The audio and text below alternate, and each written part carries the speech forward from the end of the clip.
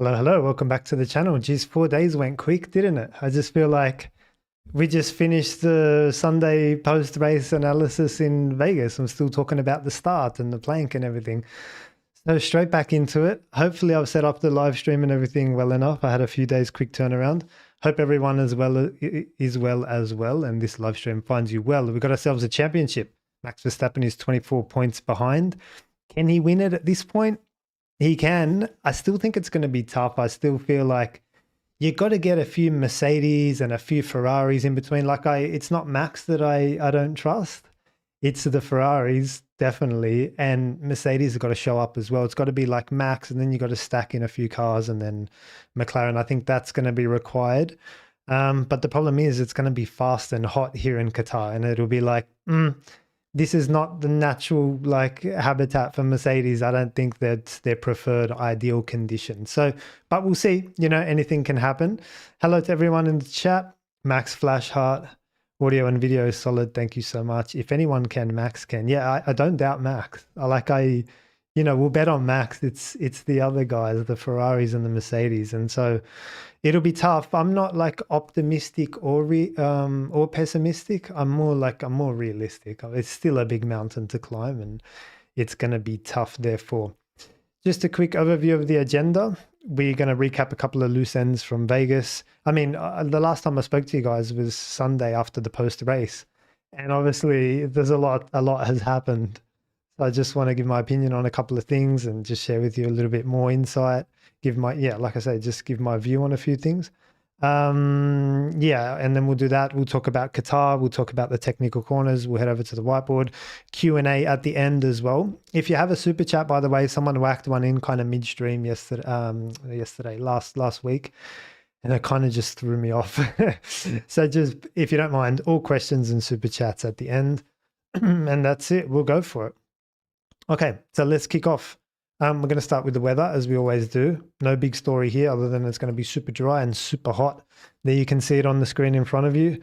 Friday, Saturday, Sunday, sunny, 28, 27, 26. Even sometimes the wind can be a story, 554. Yeah, other than it's going to be dry, hot, and good conditions for motor racing.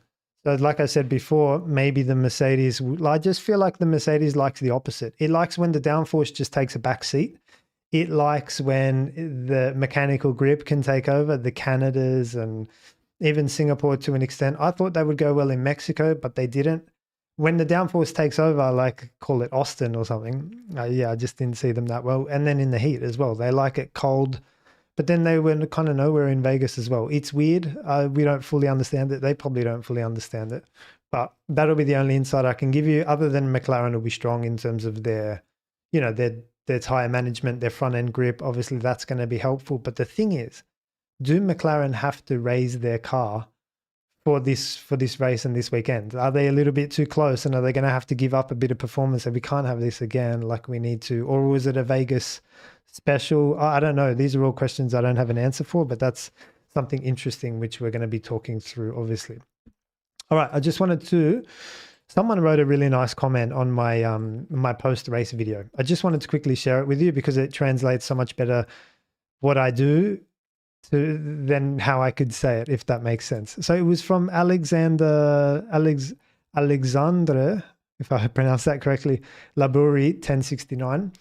And I just want to read it out to you, like I say, and it says, "Hello, Martin. Listening to the critiques about your comments, I'm afraid some people don't fully understand what you're doing. You are a coach, not an F1 driver, and your channel is about briefings and debriefings. When I was younger, I was a fighter pilot, and before each mission, we had a briefing, and after each mission, we had a thorough debriefing. You could be the best pilot in the squadron or the one scoring the most simulated kills in that flight, but if you screwed up, you screwed up. And you first had to admit it and accept it. Secondly, to make all the necessary efforts to avoid it happen again, because it might get your squadron mates at risk during real engagements. So yes, it was very tough and we needed to put our ego aside. To conclude, you are doing a good job briefing and debriefing what happened during a race weekend. Even though it might be harsh for some people, the objective is to learn something out of it. If people don't like your approach, they can stop following you and switch to other channels more representative of what they want to hear. Best regards and keep up the good work." I just read that and I was like, wow, that means so much more to me than like super chats and, super thanks and stuff are nice. But this means so much more. Like to have someone, mate, this guy was a fighter pilot. So like, that's cool to have him write that. I don't know if he's here with us. If you are in the chat, say hello. To have him write that just meant a lot. And this will be the briefing. The live stream is the briefing. And then I guess post race is the debriefing. But yeah, I just replied exactly as I said. You have no idea how much I appreciate this. Agree. It's not personal, it's professional. And I think that's something to call out on my channel is like whenever I criticize someone, it's not personal. Like I actually like Lando as a person. I don't like the way he started the race professionally. And so the criticism is always professionally. It's not personally. And even like if I'm going to go after some journalists in this live stream, it's not personal. They're probably all nice people that mean well. It's professionally. Like don't write that they did 3 burnouts if they actually did 5. Do you know what I mean? So that's the first thing. Agree. It's not personal. It's professional. And it's constructive criticism. I always try to offer a solution to try. So I don't say like, this is rubbish and this is bad and this is bad. I'm like, well, it's bad because of X, Y, and Z. And if you can clean these up, you might go better. Thank you and God bless. Usually I pin comments I really value. Done. So I thought I'd just start the live stream with that. Like it was super nice. And yeah, I won't spend too much of your time on it. You can read the comments in the previous video, but I thought it was super nice. Okay, here we are. Let's talk about Lando's plankware. If you've been living under a rock, Lando and Oscar, of course. If you've been living under a rock, they were thrown out of the Las Vegas Grand Prix for plankware. Not going to get into the numbers. It was on the right-hand side of the plank, a little bit more here at the back and the front, and even Oscar had a little bit on the front left, I believe, as well. I guess they measured this plank in 4 spots, front left, front right, rear left, rear right, and they take their measurements, and they got thrown out on multiple points. And like I said, they might have to raise it up this weekend, and we'll see if that affects their performance. I've been trying to work out all afternoon, did they know? Were they aware? Was this something that happened during the race? Did they have a feeling? At which point were they aware? I went through the whole radio. I went through the onboards. Like I've been doing my head in all afternoon trying to work out, like, did they know? What's all this silver D4, yellow G7, red A4? What's all this? Like, is one of them a message to Lando? Because obviously they can't come on the radio and say, hey, Lando, your plank's wearing out, mate. do X, Y, and Z. They can't do that, right? So there's got to be another way of communicating on the fly. That could be through one of these switches. Hey, go silver A4 and a message pops up. Yeah, your plank's getting screwed. Or I think this was more likely. I think they knew going into the race because I've just listened to the race radios and I've done some race analysis, and I just feel like they knew before the race, it's going to be tough. It's going to be close. It's going to be something we're going to have to manage. But to be honest, they just couldn't stop the bleeding. Like once it was underway and they were just desperately trying to manage it through the race. There was lifting in turn 17, lifting in turn 5, lifting in turn 11 and 12 as well. And I just feel like they couldn't manage it. It was just out of control. There's nothing they could do. There was a lot of lifting happening from lap 6. Lando was trying some stuff, I think with Lando in particular. And the other thing, it was really interesting to see how the 2 drivers managed it. With Oscar, it was like, we're managing from day 1. We're going to do what we're going to do. And he was pretty much consistent with that. With Lando, it was like, it got to a point at around lap 42 when it became critical. And so that was interesting because they were still doing it at the start, but then they went an extra step. So I think it was a difference in management extent that changed throughout the race, but not kinds. They were constantly managing from the get-go. At least that's what the insight I can give you. Like for example, on lap 28, Tom Stallard says to Oscar, a bit of like into turn 5, please, the bump. So it's clear, like we get it now.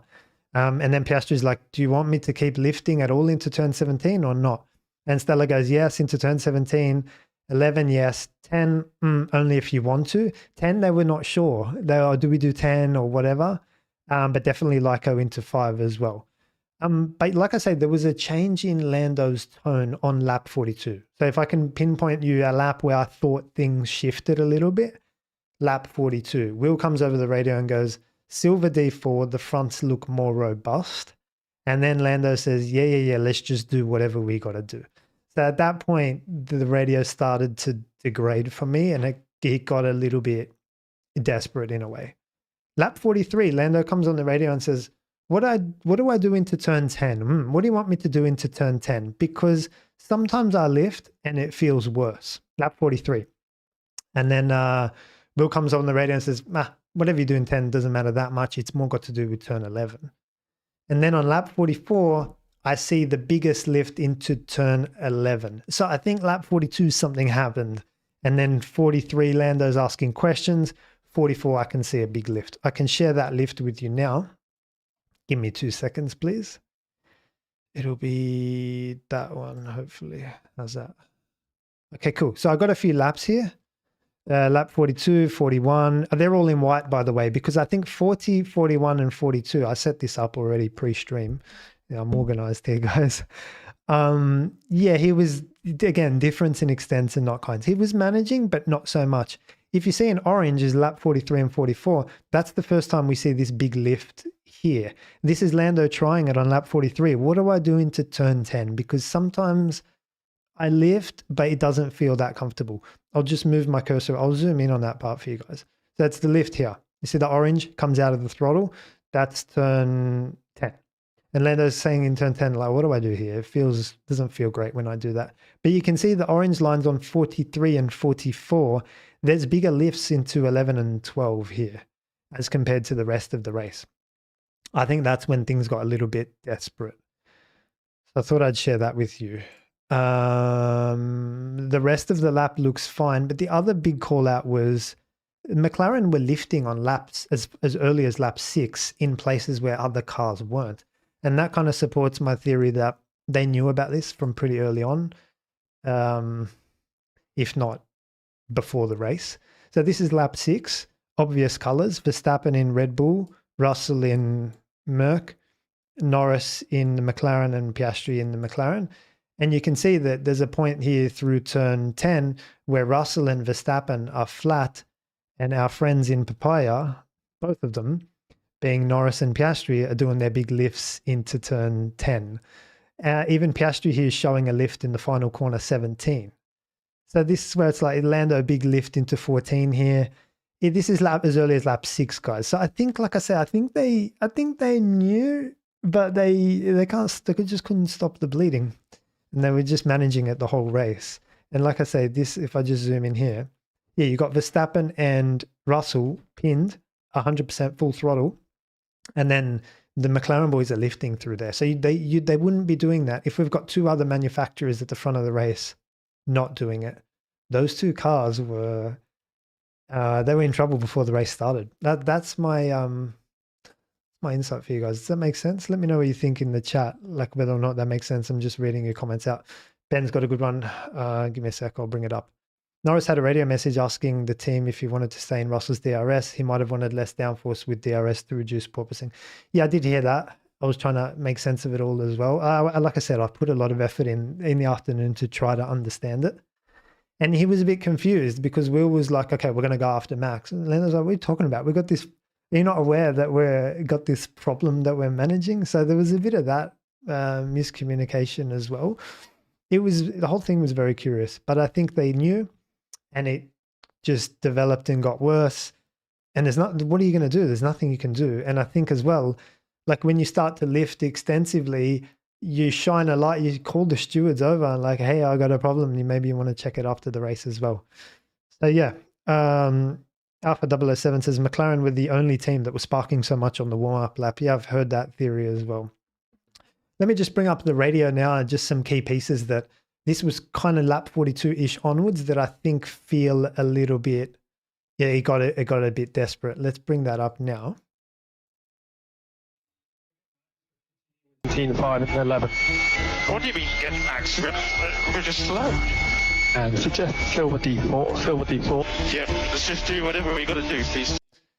So that part there, silver D4, and then there's like, let's just do whatever we got to do. That's lap 42, and that's where I think it went downhill from there. So, whatever I got to do. Okay, in which case, just do more. What do I do at 10? Because sometimes I lift more, it just feels worse. Whatever you do in 10 doesn't make much difference. It's more 11 and 12. That's 4 laps to go. You happy with everything? That's a bad one. Are you happy with everything? Like, that's like Come on, man. Like, we're dying here. That's a key one, that one. Forward. Okay.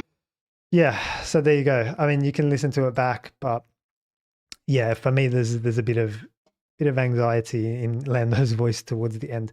With Oscar, it was totally different. Like, if you look at his race trace, his lap times are just bang, bang, bang, bang, bang. Towards the end, there was no desperation. He was managing it from the start, and they just continued to manage it, and that was it.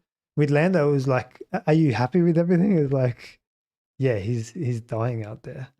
So yeah, Ben says people misinterpreted just do more, telling Lando to drive faster. I'm pretty sure it's like lift and try to save more. Yeah, there was a bit of like, I don't think Will and Lando were exactly on the same page, because Will was like, we can manage it through 17, 5 and 11, and we can still go after Russell and go after Verstappen managing it. And Lando was like, bro, like I'm handcuffed here. What do you want me to do? Like, I'm managing this problem. Even on a good day, it's tricky to go after and get Max, let alone in this particular situation. So I think there was a little bit of a disconnect between Will and Lando in that particular case. Okay, let's move on to chapter 2. I just want you guys to be aware that some of the journalism in F1, I don't know why. Like, genuinely, I want to put this question to you in a little bit. I don't know why it's particularly like this, but it is really bad. I don't know anything about journalism or journalists or what they do that much, or their backgrounds, or in other sports. Like, why do they do this? Anyway, I'll give you guys the context in a minute, but I'm not sure why it's not accurate. I'm not sure why it's not accurate is the genuine long and short of it. There was a bit of confusion about how many burnouts Lando actually did, and a story that his tires were not up to temperature. And that was the reason that cost him the lead into turn 1. I think it was the Racers article written by Mark Hughes. He says that Lando was told to do 5 burnouts, but he was so preoccupied that with Max that he only did 3. And I read that and I was like, really? Like, I find it hard to believe Lando would be, he's told to do 5 and he just couldn't be bothered. Like, he just did 3. Like, that sounds a bit strange to me. Everything's so measured, and I don't know, I just thought it was strange. And so I investigated that straight away. And I can play you guys the audio from it, but I can't play you the video, I don't think, because it's from F1 TV. But let's have a listen. He was instructed to do 5, and he did 5 to my count. So if you've got a pair of headphones, put them on, because you'll hear when Lando pushes it a little bit more, and that counts as a burnout, right? Yes, there was a difference in extents. Like, Max did longer ones and Lando did shorter ones, and maybe there was a tyre difference, but the teams all, it's not just the burnouts. You do your outlap, and the teams all do different stuff, and really don't feel like there was a story across here. I can tell you what the story was. We'll get onto it in a minute. But have a listen to this together. We'll count the burnouts that Lando did. And then it's going to be a big lift when you're approaching the grid.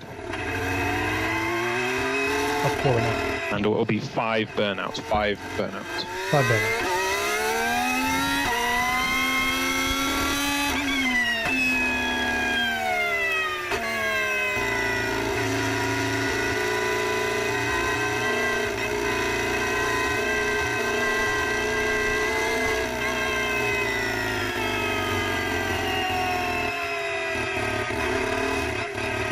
Taking the piss with how big of a gap he's leaving. It's way over the allowed allowance. Yeah, we see that, Lando. Yeah, come on, he's just taking the piss here. You can't do this. It's 10 callings now. He's pulled up on the grid. Now listen, it might be tough for you guys to hear that. You might need to put your headphones in. You might need to go back and listen to it. But it was 5 burnouts as instructed. So my question to you guys is like, oh, and thanks, by the way, Dr. Fisher and Speed King 37, you guys helped me with that investigation piece, sending me the videos, and we were on the Discord chat trying to work it out. Thank you so much for emailing me and sending me those. Genuine question to you guys. I need help here. Why do journalists do this? Like, is it that they want to put a story together that they feel like is story worthy and it's going to get attention and that's going to lead them to more clicks? I really don't understand it. Or is that they genuinely don't know, like, was it a genuine mistake, or because it's not the first time, right? Like, it just happens constantly. And so genuine question to you guys is like, why do they do, like, is it that they don't know better? Or is it they know better and he just picked a number out of the hat and he's like 3. I don't know. So let me know. Yeah. Okay. So here we go. Max Flashheart says, yes, it's for clicks. Ben Ewan says, sensationalism to get more clicks. The story is old as time. Okay. Okay. That's 2 of you guys. If anyone else has a opinion or thought on it, because like I said, I genuinely, like, journalism is not something that I really thought I'd ever like kind of cross paths with, to be honest. Like, yeah, a lot of people call me a YouTuber and I am on YouTube, but I don't feel like a YouTuber. I just feel like a driver code sharing knowledge. That's essentially what I'm doing on YouTube. It could be anywhere. Could be on a platform, any other platform. Like, if I do a live stream and preview a Grand Prix on a stage, does that make me a guest speaker? I don't know. Do you know what I mean? Or, I don't know. So anyway, you guys seem to think that it's for clicks. So I'll just keep that in mind because, again, I don't know why there has to be the misinformation there. Now, look, were Max's tires hotter? Probably, but we don't have tire data. So like I think the reason that I have a problem with it is because it clashes in with driving technique. Lando didn't do as many burnouts. That's the reason he got a bad start, and that's the reason he lost the lead. No, stop right there before you hurt yourself. Take a seat. Let me explain. No, that's not the reason why. The reason why was because Lando didn't cut to the inside nice and quick. He took the long way around to get to the inside. I mean, I harped on this in my video, my post-race. He took the long way around to get there. By the time he got there, he's like, where's Max? What do? I need to brake. And it was all just too much at that crunch moment. Let me draw it for you on the whiteboard. Hopefully it makes more sense. I'll bring you. Oh, there's a few of you guys commenting here. Give me a sec. These questions just come in. Sorry, these comments just come in super quick. So, attention from Pawakodan. They want to put a story together as fast as possible from Lukeman. Modern journals just race to the bottom. Here's the first one that says, probably a mistake. F1 is a sport. It's harder to understand everything about cars versus reporting on soccer when you see everything. Okay, fair point taken. Hopka, nowadays it's all for spotlight and views, which is sad. Twin Rotors says, they don't have technical expertise. It's easier to say less burnouts. Probably both for clicks and fact check. Make you, thank you. Good to see you here. I always like reading your comments. Anyway, so yeah, I just genuinely, I'll read these after and go through them. But last one, the journalists might have enough knowledge, understanding regarding the topic. They are not experts, just to remind us. Yeah, I know, but this is something as simple as just like we did it together, right? You got 5 fingers and a pair of ears, you can work it out. Anyway, this is the story. Have a look at this. Have a look at the whiteboard. Come with me. This is the story as to why Lando Norris not lost the lead. I'm all in on this, guys. I'm not normally all in on things, but I am all in on this. Let me bring your comment down, Lukeman. So in green, that's where Lando needs to get to. You need to get to the inside. It's the oldest truism in racing history. The inside right privilege. Like, we're in a corner that's going this way. So if you get your car to the inside, that's a good start. And you can manage the situation from there. Once you're on the inside, you can just say to Max, who's inevitably going to have to go around the outside because you get to the inside first. Max will come around here and you can say to Max, no, listen, mate, you just sit down over there. Just sit there and shut up. This is my corner. I'm turning in before anyone else. You're on the outside, just stay there, mate. Like what Oscar Piastri should have done with Antonelli in Brazil. Put it alongside Antonelli and just say, hey, mate, just chill out. I got this, And I think you present your car with a little bit more strength and positioning and confidence, and like you've got more of a presence about you when you put your car up the inside along someone else's. So all Lando had to do, like, it's so simple, guys. And I said it in the post race. All he had to do, mate, in green, if I just draw it, if he presets his car, and I'm exaggerating here so you guys can see it for effect. If he presets his car and shoots across to the inside, that's literally the fastest way to get across there. From that position, like I said, Max will get his better launch. That's fine. And he'll have to attack around the outside. Bang, you're parallel. Lando going into turn 1, Max like that. Not only is it better to be in this position from actually a physical point of view, but the rules favor you as well. Like you've got more rights as well. The attacking car around the outside has to do more work to get sufficiently alongside. We're talking about long corner of increasing radius, not easy to go around the outside. And if Lando gets there early enough, like he gets here early, it's all good. He can actually come across and work out his braking, and he's got the crucial thing, the time and the capacity to be able to just, okay, I'm where I need to be. I can just do what I need to do. The problem is, right, and this is the problem, you guys are going to laugh at this. The joke is, this was Lando Norris's line off the starting grid. He goes forward. Oh, Max got a good start. He comes across, gets his like brake, and then it's all over. And like that line, like, do you see how simple the green line is? Like, it's just so straightforward. It's so problem-free and fuss-free. There's nothing, like, you get there so quick, and then Max will be attacking around the outside, and you can do what I say and just, hey, take a seat, bro, I got this. And Lando would have probably won that race. The other thing is, like, I'll talk about it in the mentality section, but Lando always keeps talking about, oh, we weren't the quickest today, we didn't deserve to win. I'll talk about it a little bit later. But yeah, the key part for me was in the whole thing, like the whole story about the tire temperature. Like the tire temperature was maybe a factor, maybe responsible for the initial launch, but it certainly wasn't the reason Lando lost the lead. He lost it due to lack of defense, lack of quality defense. It was really poor defense from Lando. It's my story, and I'll stand by that one. And like I say, the reason I have a problem with it is because the temperature story interacts with the driving story, and it misses the mark for me. Firstly, they did the same amount of burnouts anyway, so what's the problem? Yeah, I'm all in on that one. Yeah, I'm all in. If Lando had angled his car and got to the inside ASAP instead of taking this line, yeah, 100%, I'm all in. You can control the corner so much better from that position. So I'm clear on that. So yeah, just as we talk about the driver mentality section, I wanted to talk about Lando because what happened here, this was a technical issue, right? You guys know my philosophy. Technical is downstream. Sorry, anything mental is downstream of technical. A technical blunder here, well, in this case, it's a tactical blunder.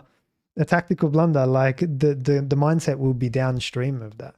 So he comes out after the race and he's like, oh, that was pretty embarrassing, pretty shocking. Turn one was pretty shocking from me. It was pretty silly.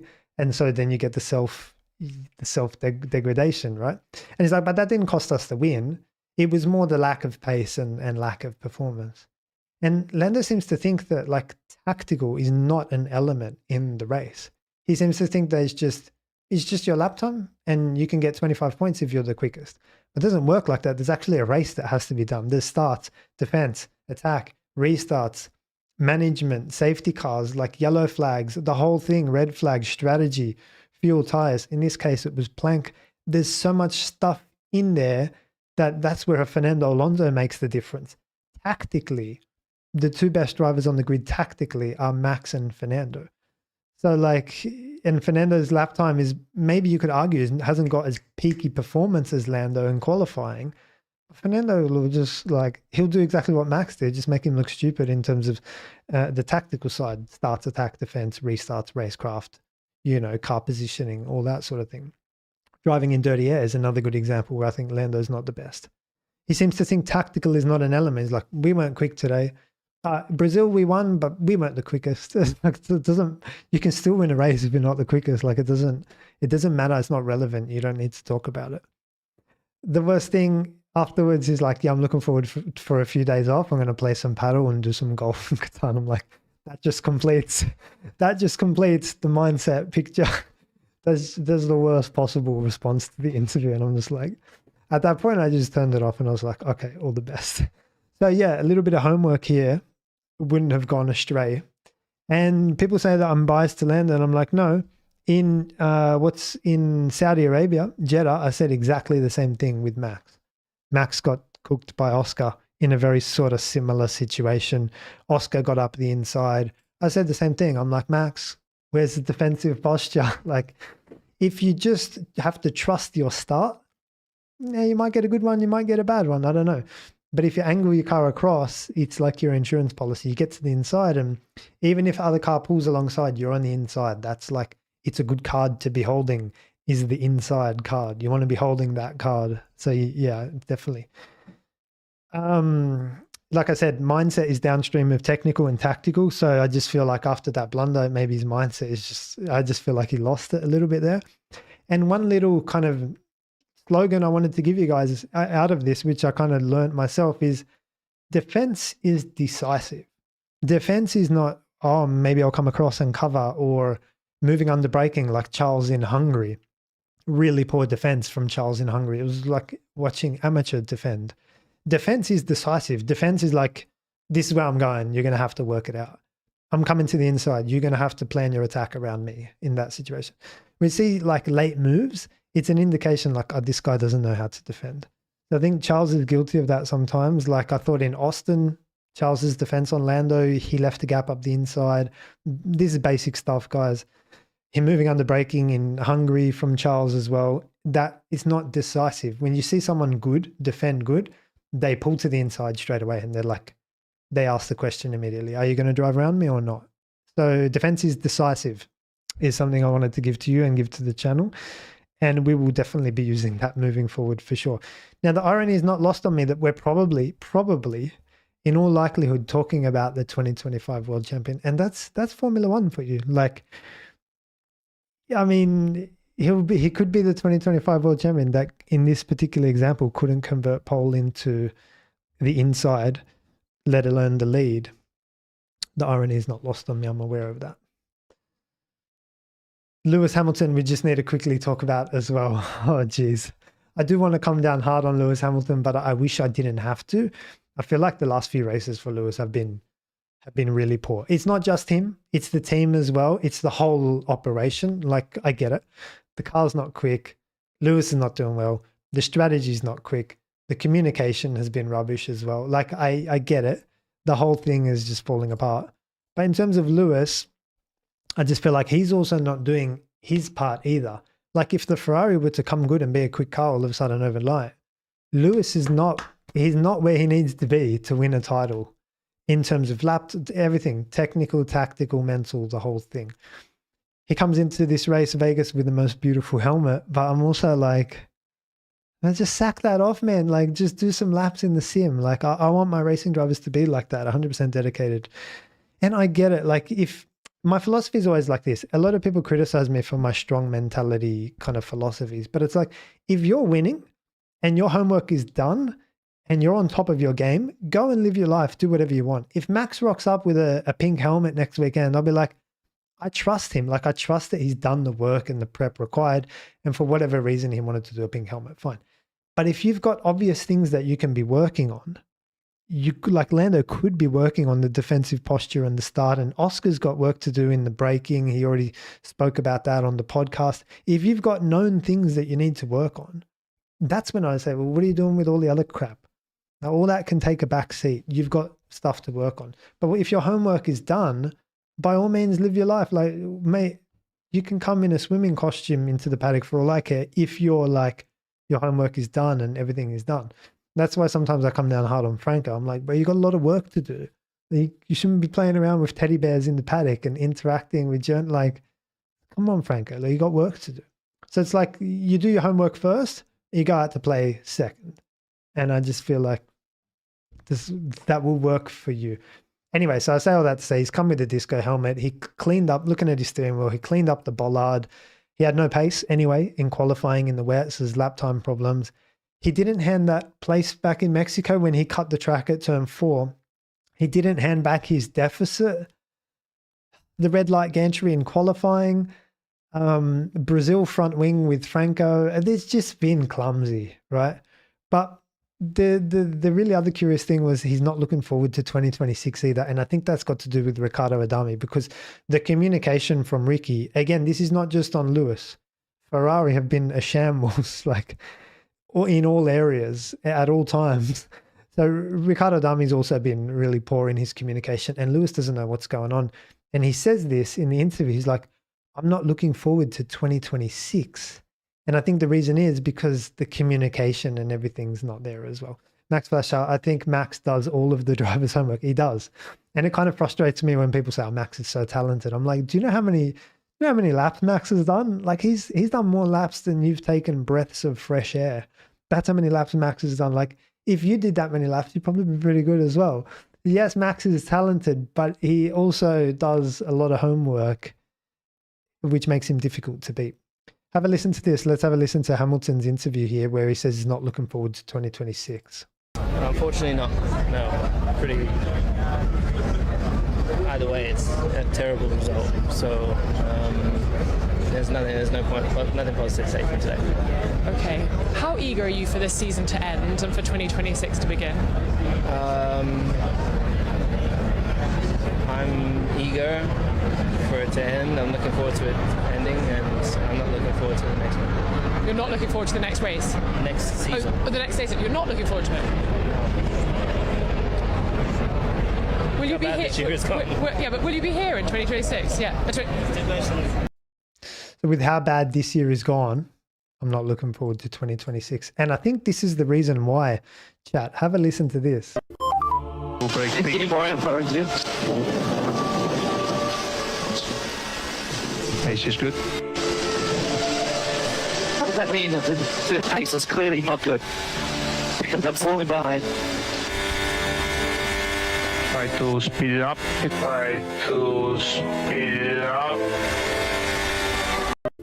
I'll play it. Any more info, you? Give me more info. Pace is good. Pace is good.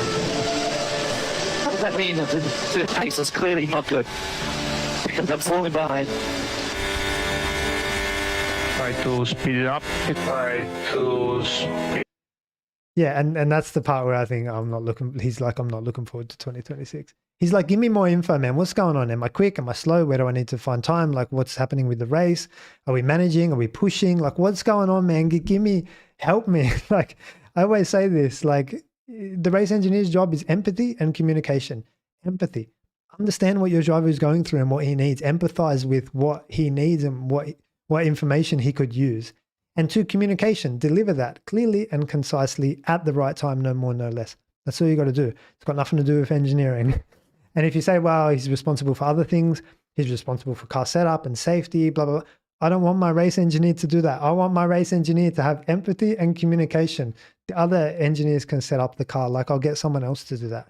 You just need it clear and concise. I think Ricky's dropped the ball there. Again, take it professionally, not personally.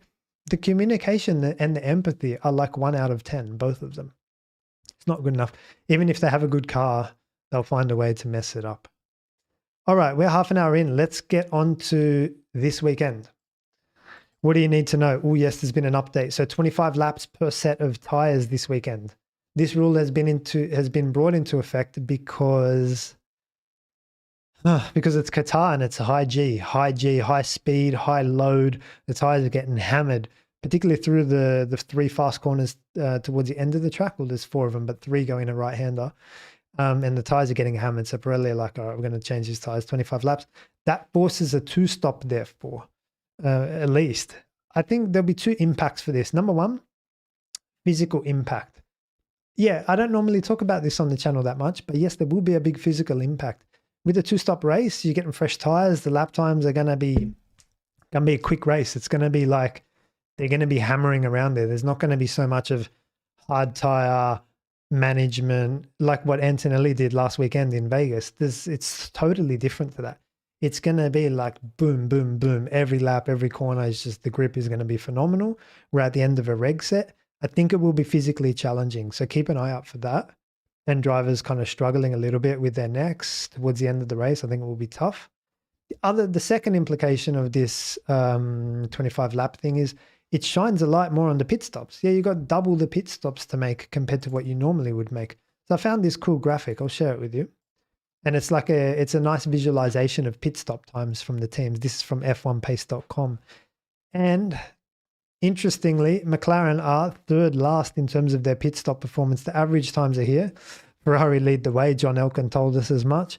2.44 and then 2.6, 2.7, blah, blah, blah. But if you've got to make double the pit stops and you're one of these teams with slow averages and the occasional, blunder, 4 point, whatever, these are 5-second pit stops actually up here in this Windows. Like McLaren have got a lot of pit stops in this area where it's 3.5, 4, 4.5, and they've got the odd one that took 5.5 seconds. Williams there as well. There's one hit from Racing Bulls that took a while. Not sure which one exactly, but this is a really nice visual, guys. And yeah, you could spend all day looking at this, to be honest. Really cool. I like it. Very good visualization of data. But yeah, in terms of the averages, look at it that way, at least, like to give you a quick insight and quick story. Look where McLaren are and look where Red Bull and Mercedes are. They're more towards the sharp end of things. And Mercedes in particular have to be called out for nothing above a 4.5. That's pretty good. They're the only team with like nothing up in this area. Whereas Red Bull have popped the 6.3, McLaren have popped 2 as well. And this is, like I said, we could talk about this all day. It's a really cool graphic. But anyway, on a race weekend where you got to make double the pit stop, like it's going to be a forced 2 stop, potentially that shines a light on stops. You're going to have to make your stops, right? Okay, now sprint weekend format. You guys know my philosophy, and I think it was proved correct in Brazil. I always say, just go session by session in the sprint. Don't start to think about the race too much when you're in practice, right? You haven't even got through your sprint qualifying, your sprint race. You really got to build your weekend, like just go session by session. And what I mean by that is practice should be for your sprint qualifying, and your sprint qualifying should be for your sprint race, and your sprint race should give you the data for the main race. Do you know what I mean? You just build your weekend like that. What the teams do is they skip. They do practice for the main race on like the first Friday morning practice.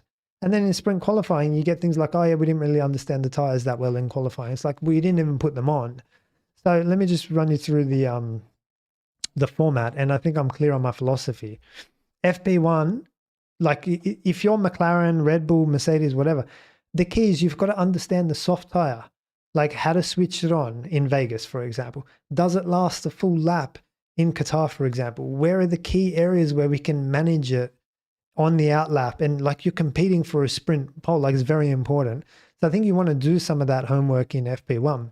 Now you might say, well, you've only got a certain number of tires and blah, blah, blah. You've got to manage it and you've got 4 sets of mediums and whatever it is. I get it. But those tires that you use, they're not gone. They're not completely gone. Like if you practice with the mediums and the soft here, they're not gone. You can still use them. That set that you use to qualify on sprint pole, you can whack it on for Q1, for example, and just get your banker in with that lap. Like it's not the end of the world. You can still use that tire. If you practice on a set of mediums in FP1, you can still use that in the race. It's not a problem. It's done 3 laps, 1 hot lap. It's not like it's totally gone, it's totally off the table. No, it's just done like 2 or 3 laps. It's fine. So that's my philosophy. Now, the problem is that the drivers are doing this with a hard compound and they get to qualifying and they're like, I didn't understand the soft compound. I'm like, what are we doing in practice therefore? You know what I mean? So I feel like that's where the problem lies. And we can hear from Oscar Piastri, who said exactly this in the last sprint weekend in Brazil. Have a listen. You assess that? You looked like, well, you were the fastest McLaren for much of today. That first sector in particular costing you a little bit? Yeah, a little bit. I mean, the soft just was a bit different to what I expected. Stop, Oscar. Please, come on, mate. Can I talk to you Aussie to Aussie? What did you expect the soft to be? You didn't even touch it in Brazil practice. So that's why I'm like, they've got an expectation about what it should be, but they haven't bolted it on the car to actually verify and test it. And for me, that's not good enough. You want to put the tire on and have a look at it. So I got a good idea, Oscar. Put it on in practice, like cheat a little bit. Put it on in practice. Get the knowledge and data for it, and then compete for qualifying, sprint qualifying. And you might just find you whack the thing on pole because you understand how to warm up the tires and everything. So yeah, I'll play it again. He's like, McLaren for much of today. That first sector in particular costing you a little bit? Yeah, a little bit. I mean, the soft just was a bit different to what I expected. A couple of big moments on my first lap, which wasn't ideal. And so there you go. Like if you go back and check, I said the same thing in Brazil. And if you check what tires they used, I think McLaren ran the hard for most of Brazil practice, and then they maybe put on a medium at the end. I'm 100% sure they didn't do the soft. And it's like, well, mate, what do you expect? What are you doing, Oscar? You want a title or what? So yeah, I say that to all of the drivers. Like, And man, Max did try with the soft as well. He got hammered in sprint quality, but that's a separate issue with the car setup. At least he understood the tires. Okay, let's start to talk about Qatar. We have a beautiful track in front of us here. I'm going to take you guys over to the whiteboard. We're going to have a look at it together. Give me a sec. I need a drink. I'll take a quick drink and then we'll talk about this track and how to drive it, how to set up the car, technical corners and so on.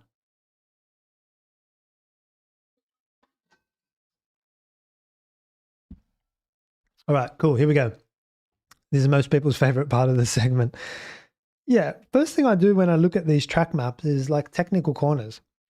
You guys that have been coming to the channel for a while, you'll know all about the 7 technical corners.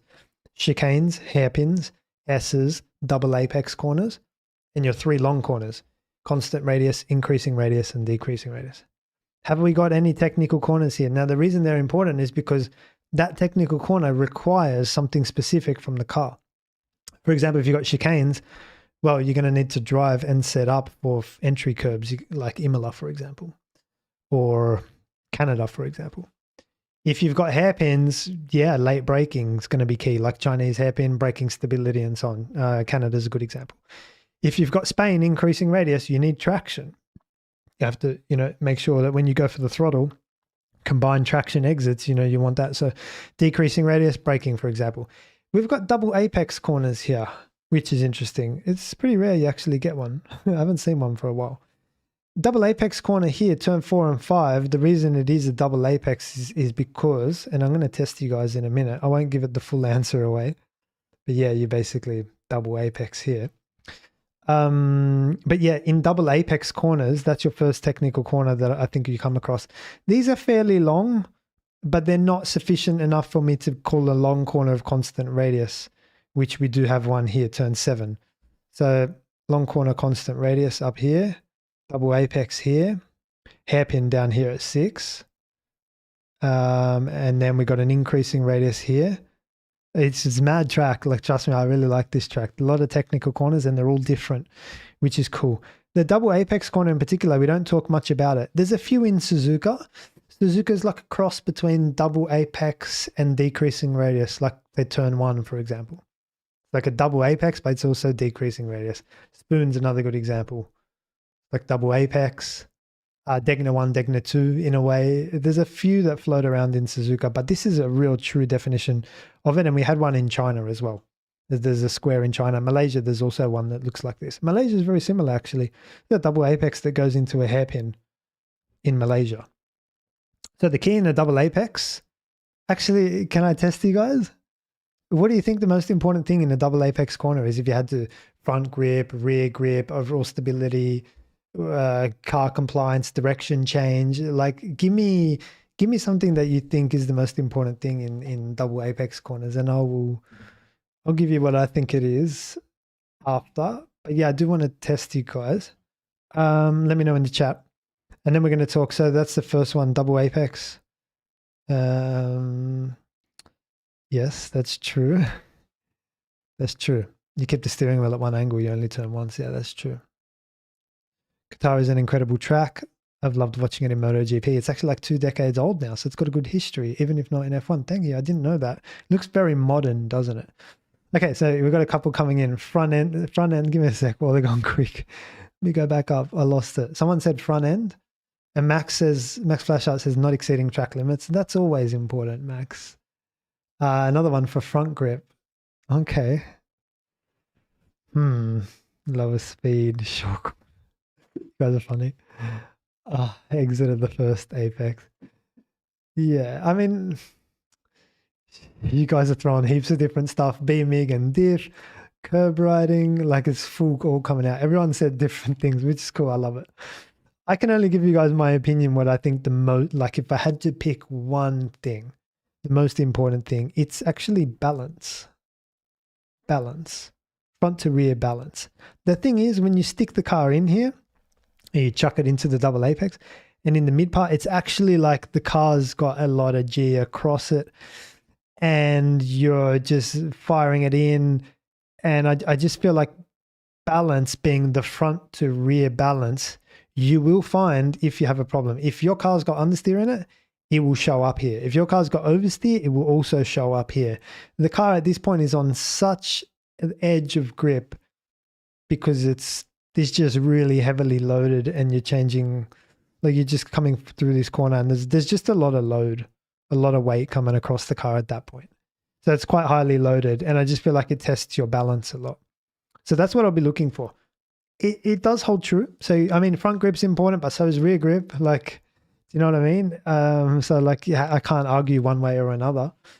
There you go. So Lukeman says understood balance. Yeah, balance, like your front to rear, the car's harmony, not necessarily overall downforce. And this is where Max can be super strong, because what Max will do, this track's got a lot of full throttle time, right? So Max will trim off wing, but crucially, and this showed up in the Lesmos in Monza, crucially through the high speed, Max is able to maintain balance. Just the front and rear, and with the steering wheel maintains harmony. Ben Ewan says, yes, balance is huge in double apexes. I tested a lot in Sepang. We turn 7 and 8 is a double apex. Bang, there you go. It exposes any balance issue, whether oversteer, mid corner, understeer, it's all noticeable. Yeah. Thank you for that, Ben. I appreciate that. And if it makes sense to you, it's good enough for me. I think balance, it will expose the car's front to rear. If it's too much on the nose, you'll feel like you don't want that in that particular corner. And again, if the rear, so it's got to be in harmony. And obviously the steering wheel, you guys know my philosophy on the steering wheel. The steering wheel is just a weight management tool at this point. And so you need to use that accordingly. Hairpin, you need to just brake super late. That's what you need to do. Braking point, braking stability, braking capacity, everything. The braking is just the most important thing. Timing your braking into the hairpin is very important. That's in your second technical corner. Your third, the long corner of constant radius. Now we can start to talk about front grip. Give me a front end here. This is very interesting corner. Long corner of constant radius. Probably one of the most technical corners. You've got so many options. We spoke about it in Hungary. Like this could be the final corner in Hungary. There's very similar shape. Long corner of constant radius. You've got your tight line, your short corner, your early turn in, and your geometric. You've got 4 options that you can do here, all of which you can play with at different times. And I would try them all in practice, to be honest. Max typically drives a short corner, which is like do bang like that. And so he'll do like the rotation. I think I exaggerated too much there, but that you get the idea. It just V's it off. He'll come in like that, and then it'll be something like that. So he always leaves a little bit of space, and the plan is to like just add the steering at the last second and absorb that space. Max just feels like he can carry more speed in, carry speed out, and there's your short corner, the short rotation there. Lewis, he can do early turn-ins. I'll draw Lewis in purple, which is like just start to turn in a bit earlier. And then Charles can do tight lines as well, which is turning in not from right the edge of the track, which is like turning in. I've drawn the purple is like a tight line, basically. Turning in not from the edge of the track. This drawing is getting super messy. Let me start again. I need smaller things. So Max will go right up against the edge, turn in, bang, there's your short corner. Lewis will do the same, but early turn in. So it'll be like, you just start to turn in early. And Leclerc will do tight line, which means, well, I don't want so thick, mate. Relax. Fuck. Go back. Okay, let me take this back. And Leclerc sometimes in direction change will do tight line, which means he doesn't actually find the edge of the racetrack, for example, and just starts to turn in from mid-track as well. So I hope that makes sense. You've got tight line, early turn in, short corner, and geometric obviously is the last one. Just very standard line. Cool, but if you want to learn more about that, go to the Hungary live stream, because we just nailed long corners of constant radius the whole time. And the last one is increasing radius. So this is where you're turning and on throttle at the same time. Your traction is key here. Traction. So you just got to come through with high minimum speed, because that keeps the downforce afloat. That keeps the downforce active. Like speed is downforce, right? So the more speed you can carry through, the more downforce you're going to have. It's just going to help you when you go for apply the throttle. So the traction's super important here. Then you come to this section, 12, 13, and 14. Super fast. Probably will be flat in qualifying. Fast right-handers. I'm this close to calling this a triple apex corner. I'm not going to. And I want to ask you guys in the chat, what makes these separate and not a triple apex like we called this a double apex? What makes this not a triple apex corner? If you can let me know in the chat. That's my question to you. I think this track would be just slightly, ever so slightly cooler if it was a triple apex. But I want to know from you guys why it can't be classed as a triple apex. Let me know in the chat. Obviously, the chat will take a while to come through. You got 15, which is just another fast left-hander through here. And as like I said, it's going to be physical, this place. A lot of G, and then 16 is kind of similar to 1 and 2. Longish, but I wouldn't put it in the category of long corner constant radius. Lacora says, due to unequal distances. Not sure what you mean by that, but no, here we go. Someone got it. Well, go back. Stop. The chat keeps coming back. Yeah. Someone got it before you, Ben. Give me a sec. I can't scroll up. It's so annoying. Oh, here we go. I can scroll up. So it was this person. Dufferbo got it first. You've got to straighten the wheel between the turns. And that breaks the triple apex situation. Very good. Very impressed. Good knowledge. So like you come, what that means is you come through, I'm going to draw it in purple. A bit thicker. You come through here and you get the opportunity to straighten the steering wheel before you dive into the next one. Same thing between 13 and 14. You get the opportunity to straighten the wheel and then you go into the next one. So there are these regions where the steering wheel gets straight for a bit, like a little bit there, but a lot there. And that breaks the triple apex. That means it breaks it from being a triple apex. If it was like, for example, all in one like that, like we drew in the double apex and the steering was constantly maintained. Turkey had a mad one here. I think it was Turkey turn 8. Had a quadruple apex. The steering was turned for the whole way. That's what made it a quadruple. The fact that you get the steering wheel straight in these places breaks it from being a triple apex. And again, that will test the balance of the car. But if you can straighten the wheel, that helps, right? You guys know how important it is to open the steering, keep the steering wheel straight. That means you're no longer testing the balance anymore when the steering wheel is straight, right? So it breaks it from being a triple apex. So you've got, yeah, there's a lot to talk about here. It's actually a really cool track. I definitely enjoy it. But I think for racing, it's going to be a bit of a, I don't want to say like a letdown, but I think it will be hard. It's so high speed and high downforce, it's going to be hard to follow, and front tires are going to get swallowed. Let's have a look what you guys are saying. Yeah, so you got it as well, Ben. Yeah, because your steering wheel straightens at some points. Yeah, yes, and you mentioned Turkey. You guys, I'm impressed, actually. Yeah, good job. Well done. Okay, so like I said, a lot of full throttle time around here. Again, opportunity for Max to trim off wing. Now, the thing is, if these corners are flat in qualifying, like downforce is not going to serve you. Even if this, like through there, that's more or less like a full throttle region. Full throttle, full throttle, full throttle. That'll be full throttle, full throttle.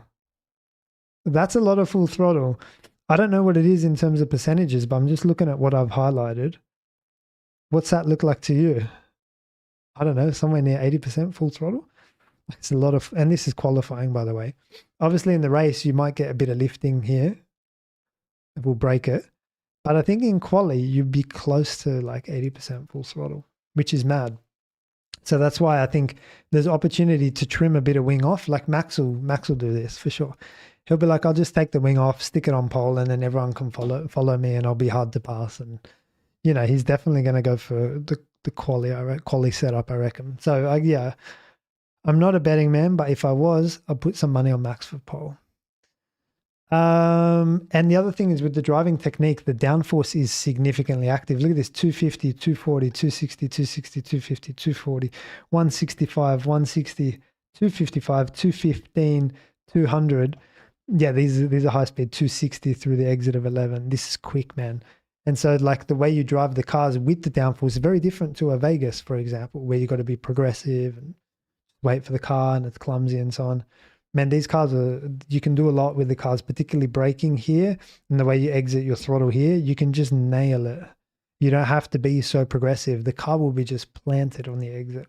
And into braking here and turn one, you can just hammer it. Like the downforce will be it'll be a lot of fun. I think the the pole lap will be looks like a lot of fun. It'll be a blast around here. Good track. What else do I want to tell you? Yeah, that's it. So we went through technical corners. Okay, in terms of car setup, like I said, I think Max will trim wing out. And I hopefully I gave you the requirements: balance, braking, front grip, and traction. That's all you need, right? I mean, that's pretty much everything. But yeah, that's what you need in those corners. The rest of it's just downforce, and yeah, you get the picture. And balance. Okay, cool. Let's have a look at the tires. I'm going to walk you guys over to, oh no, there's one more thing I wanted to show you guys with the lines. Check this out. Images, here we go. Okay, we're back. So this is the double apex, turn 4 and 5. So go back to the whiteboard. We're here now, turn 4 and 5. And if you have a look at the lines that the drivers are taking through here, yeah, hopefully you can see like Max, Antonelli will do this as well. Just open up the corner as much as possible in order to carry the most speed and just fire it into this double apex. Oscar, I think this was in the sprint, a little bit more conservative, a fraction inside. This thing had a lot of front grip, so it might be able to, make up for it. But I'd argue if Oscar could go a bit wider, he could fire it in with a bit more speed. And Lewis here is driving a tight line, which means the tight line says you're a step inside of the outermost extreme edge of the track. This was in 2021. So I thought it was cool. Just highlights the different eras and drivers at the same time. There was one more I wanted to show you between 2021, because a lot of people say, it's just regulation. It's just cars. It's not driving differences. They're totally different years, Martin. You can't compare them. And I'm like, the drivers don't change their spots that often. They're like leopards, they keep them. This was 2021. Obviously, we saw Lewis with the tight line, but Max is still doing Max stuff here. Max is a sim driver at heart, I feel like. He just treats this like Max. He could almost go a little bit further. I mean, he's got plenty of white line space here, not close to track limits. So I feel like Max is a sim driver, honestly. He's just a really good sim driver, happened to be a good racing driver. Because the sim, you do this stuff in the sim, like you explore the extreme edges of the track. Lewis hates the sim. It's totally opposite. So Lewis is playing with different stuff. It's just totally different. The other thing I wanted to show you was into the long corner of constant radius as well, the different lines. So again, I'll start with Max because he's the easiest. The whole short corner thing, like short corner is like V the corner off. Just fire it in and fire it out. Stop the car in the middle, like just drop the minimum speed, stop the car, rotate it, and then, and that's why you need so much front grip, because if I go to the whiteboard, that's why Max keeps asking for front grip, by the way, because when he does this, he does two things. Sweeps from the outermost edge and then wants to bend the car. And in the area I'm going to highlight, you're chasing front grip because there's a lot of load on the front through that period. But he'll stop the car and rotate it. And the reason it's called a short corner is because in the middle, you come to a stop in the middle pretty much. Whereas, where are we? Like Lewis is just early turn in. Like if these are taken at the same sort of line across the track, like I tried to get it just towards the end of that curb as my reference. Lewis is already diving into the corner. It's totally different. Totally. I feel like in quali, Max's line can work, but in the race, it will damage fronts 100%. Lewis's will look after fronts a lot better. You get into the corner earlier.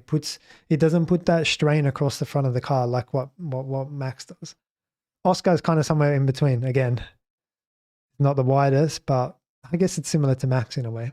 Well, it'll be interesting to watch this throughout the weekend and see how these drivers take this.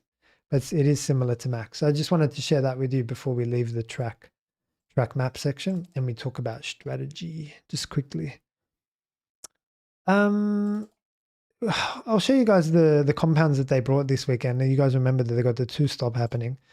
But I'll bring a question down. The thing that's really interesting for me is this. Have a look at the PSI that they're putting in the tires. This is the minimum. Like you have to run this. 28. Guys, I can tell you that's huge. That's like full balloon settings in the front. And that means that the fronts are going to go off very quickly. So then your tight lines and your early entries become more of a thing, and Max's line will be more susceptible to overheating and damaging the front tires, particularly with this balloon. I think if the teams had their way and could choose their tires pressures, they'd bring that back a lot. But I also think it's a conservative thing, a safety thing from Pirelli to be like, we've got to put pressure in the tires, because what happens if you don't? When the G comes on and the load comes on, they squash and they like pop the sidewall pretty much. So the pressure acts as like a protection, keeps the tire like in shape basically. So that's my first call out. We don't normally look at that, but that number caught my eye. I was like, 28, Jesus, it's quite a lot. So anyway, I'll read you through the compounds. Let's see what they say. The 3 hardest compounds in the Pirelli range have been selected. The C1, the C2, and the C3 are the obvious choice at a track where tires are subjected to energy levels similar to those experienced in Suzuka. I mentioned Suzuka before. I agree. And these are the only compounds that have ever been run for this Grand Prix. Okay. This trio of compounds has previously been used 3 times this year in Japan, Bahrain, and Spain. Oh, interesting. Okay. I didn't know that. Most of the corners at the Lusail track are high speed, which means the tires have little time to recover, and the section which works them the hardest from turns 12 to 14 is from turns 12 to 14. The track surface, which is quite smooth, has usually led to graining, which contributes to producing a higher wear rate on the tires. Okay, so they're just basically saying, look, it's high speed, it's high load, and we're going to pump them up and give you hard compounds. And I think it is a conservative thing, going with the thing, the 2 stops as well. So there's a lot happening there in terms of the tires are getting hammered. And like, I think they called it right, like through that 12, 13, 14, yeah, they're getting nailed. And the double apex as well nails them. Last year, your strategy was as follows. Verstappen won it. He went medium and hard. So the tires, you know, they could do it, I guess. I'm not sure. Maybe they saw some stuff apparently in 2024, which meant that if they had their time again, it seems like they would force this into a 2-stop as well. But most of the guys ran the medium and then the hard. So I think that's what we'll see, some aggressive strategies like soft, medium, medium, or soft, soft, medium. I think we'll be seeing that. So C3, C3, C2, probably. So yes, that will be interesting as well. And yeah, I guess that adds a bit more of a dynamic for the whole sprint thing I said before, is like, actually might need, given that we've got a 2-stop, we're playing with a 2-stop, it's not just going to be medium hard this weekend. You're going to be maybe using softs to race on, maybe. Certainly mediums. You might do soft, medium, medium. Might be the best way. I'm not sure. That'll be interesting, but I think, yeah, that'll be the way to go. Okay, so for predictions, I think Max will win this, and I think Mercedes will be hammered. I just think with the heat and the downforce, Mercedes will go missing, but Max, I think, has the car and the driving capabilities to get it done in such high speed. Yeah, Max will love this. He'll love driving around with these sort of speeds and downforce. He's killer through. This is definitely up his alley. Proper racetrack, no street circuit. Even though he won just as good in Vegas, I think he prefers this situation. So I think Max will win. You guys let me know in the chat who you think will win. Turn 1, lap 1, and restarts. Well, I haven't thought about this up to this point. Okay, turn 1, lap 1. You guys know my philosophy. I'm looking for 2 things. Space, which there will be somewhere, the inside or the outside. Now, the second thing I'm looking for is grip.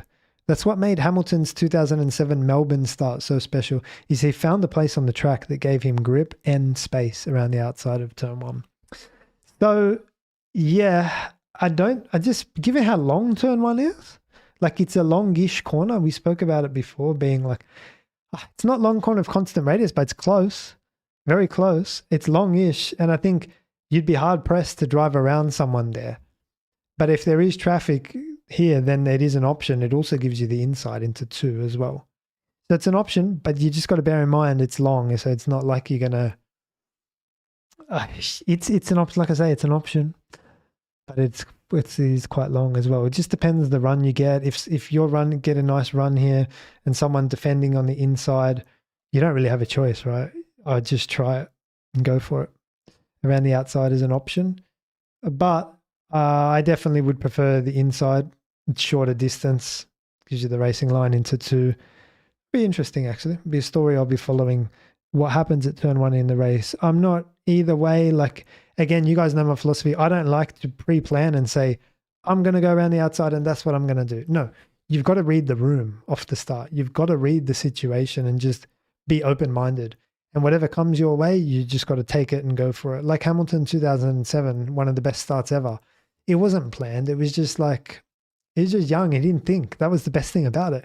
He didn't think. He just went for it. And I think you need to leave a bit of space and capacity for that. So yes, do what we do and plan. Okay, it's a long corner. Maybe the outside will give you the inside. Like, do what we do.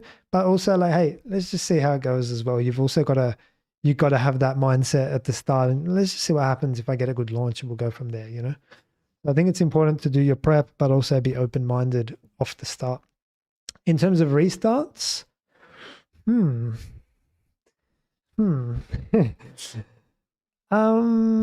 haven't thought about this up to this point.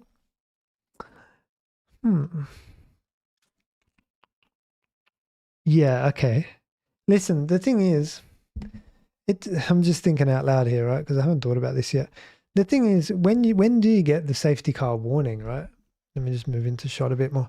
When do you get the safety car warning? Because lately they've been calling it here, safety car in this lap. And it's like, well, what do you want me to do, man? Of course I'm going to have to just open the lap here because that's all my choice.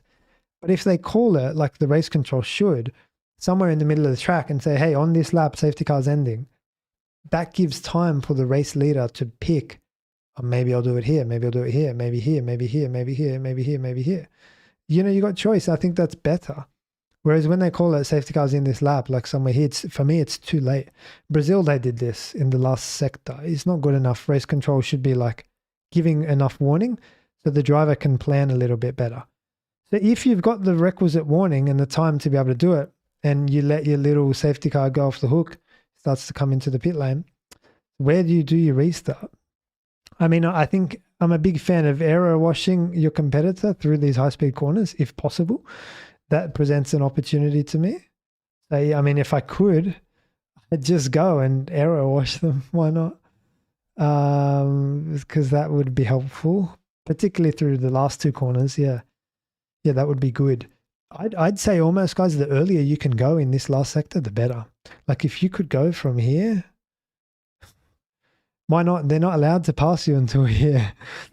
So yeah, but if you're cruising down through turn, like through, let's say here, if you're cruising down 13, 14 and you want to go, why not? I don't see a problem with it, to be honest. What I do see an issue with is if they let you know late, hey, safety car's in this lap here, and you're like, well, I guess I gotta go here. Yeah, I see a problem with this because you will be under attack down the pit straight. What you should do if you're the P2 car is take a wider line, do the whole short corner thing. Take a wider line, rotate the car, and just get on throttle earlier than P1. And the wider line helps you do that. It helps you see the exit earlier. If you're out here, you can just see the exit and you can just start to fire it through. And I think if I was P2, that's what I'd be doing to start to attack. If you're the leader, you want to do exactly the same thing. Remember that they can't pass you until here. So if you're the leader and they told you safety car in this lap here, you want to do exactly the same thing. You want to go out wide and set yourself up a good exit so you can just fire it through. That's going to give you the best chance. So yeah, pretty clear on that. Any questions? I hope that helps. I'm pretty clear on that. I'd go as early as possible if I could. Otherwise, I really want to open up my exit. I hope that makes sense. Cool. Okay, let's take a 2-minute break and then I'll take your questions from the floor. Whack them into the chat for me, please, now, and they'll come in a little bit later.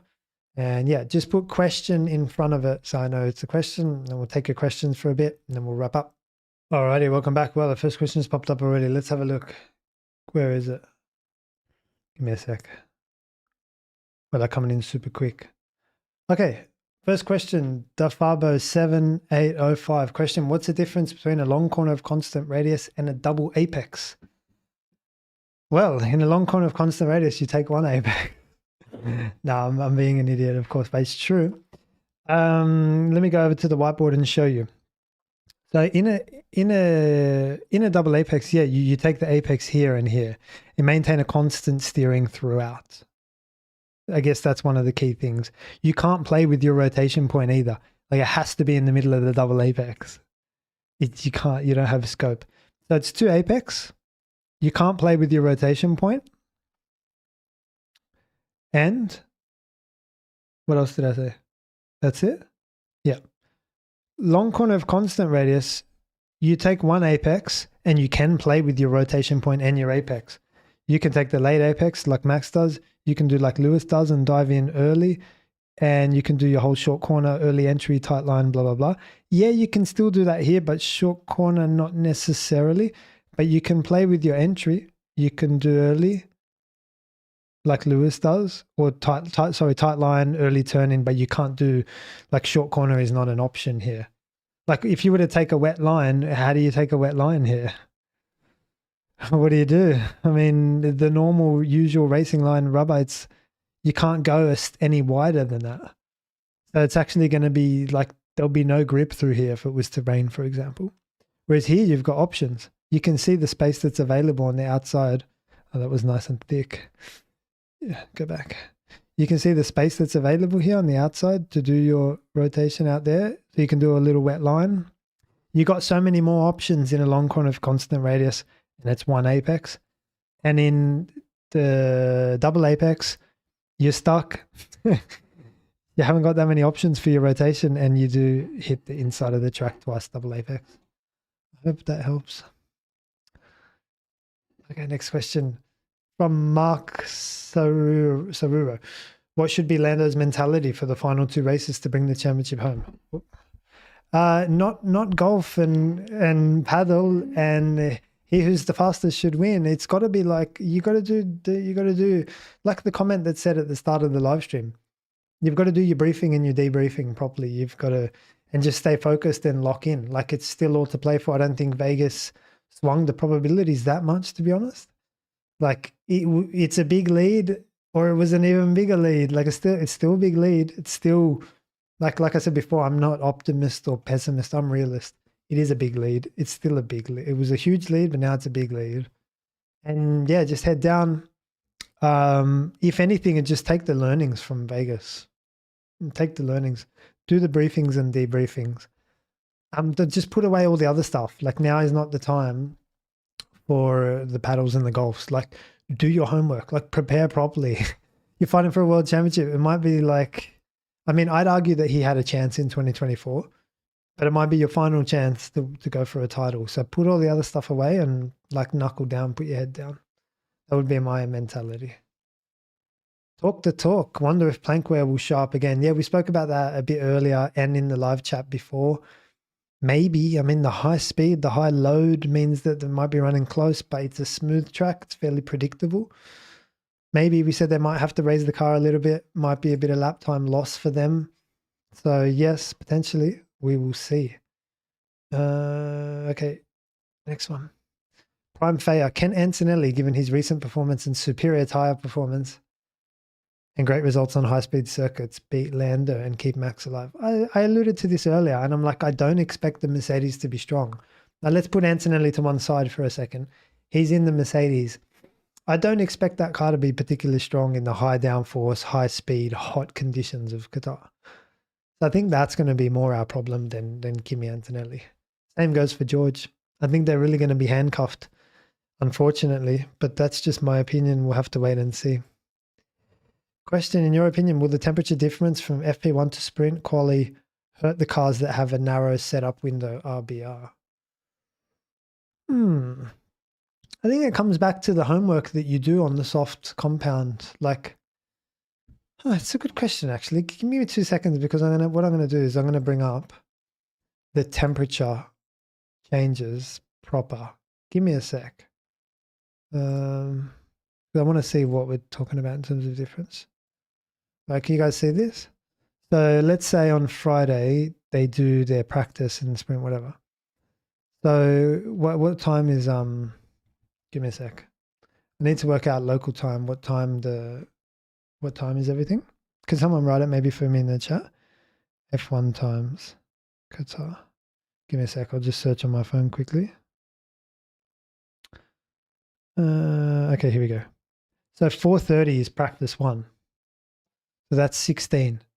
So it's going to be 27 degrees. You guys can see this. 27. And then sprint qualifying is at 8:30. So it's going to be 22. So from 27 to 22. Is that a big drop and is that significant? It's a really good question, something I didn't think of. Well, the temperature difference for everyone. So it's 5 degrees, 27 to 22. Personally, I don't think it will be huge. I don't feel like it's still like going from warm to warm. It's still kind of, I think it's got to do with the homework. Do your homework on the soft at the end of FP1, and then that's going to give you the best chance. If you don't do your homework, you're going to be then you're going to get surprised probably. So that's all I'd say. Like, I don't think necessarily it's 22 degrees versus 27 is going to put you in or out of a window. Maybe 22 and then minus 5 or 7 from there, like 22 to 13. I'd be like, okay, yes. But 27 to 22, I mean, it should be fine. Again, just my opinion. I think it should be fine. At 4-door MK1, question, did you see Max and Gabrielle on the Pelas Pistas podcast talking sim preparation? Yeah, I did. And I agree with it entirely. That's how I coach my drivers. I haven't met any of them.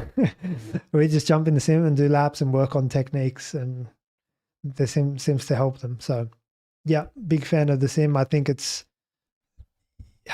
if you treat it like a game, it will give you feedback like a game. But if you treat it like, okay, let me just understand what the hell this thing is and how to drive it and why, you might get something out of it.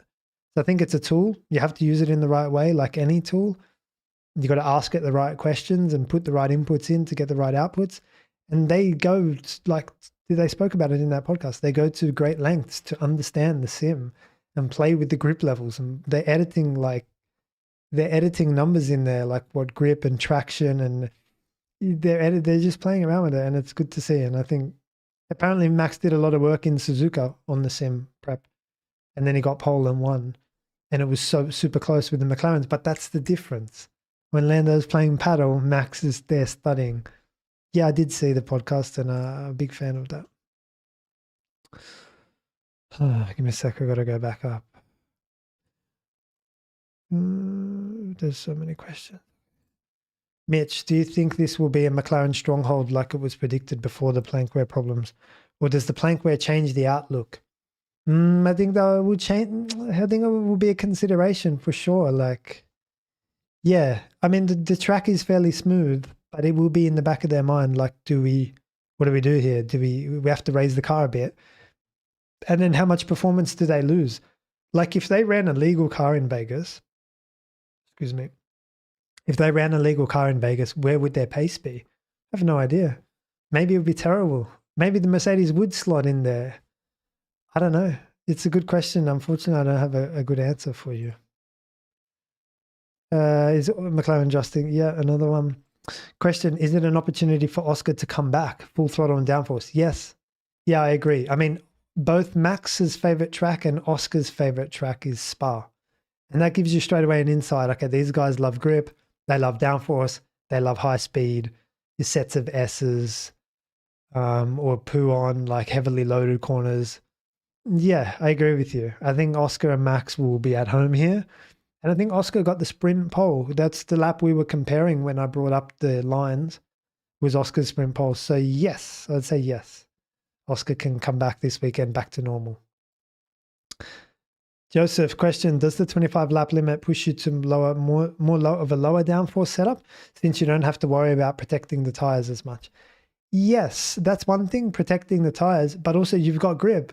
So the tires are giving you the grip. You don't need so much grip from the wings. So yeah, you can pull it off and the car will still feel pretty good.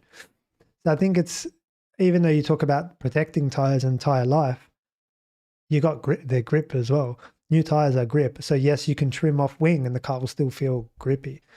So it's not like you got to put downforce on to get grip. Like, you've got grip.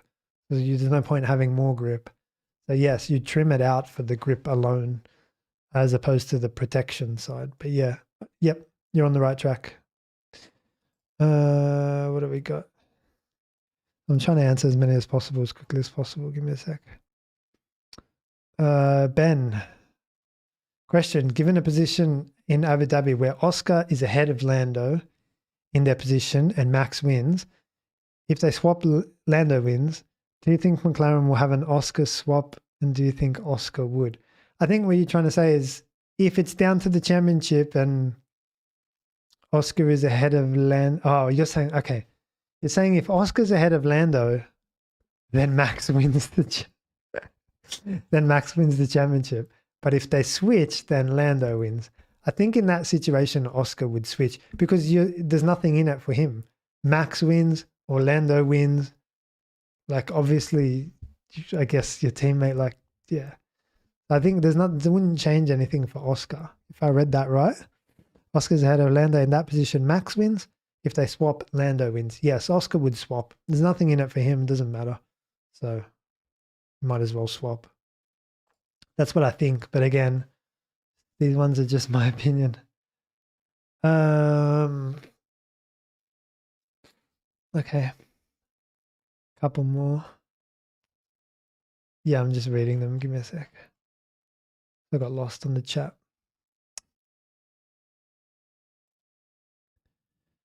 Question: if Lando wins the title this year, where would you rank him among the other champions post Schumacher? Ooh. To be honest, it wouldn't really change the way I see Lando. He's always been rapid. Like, he's always been super quick on occasion.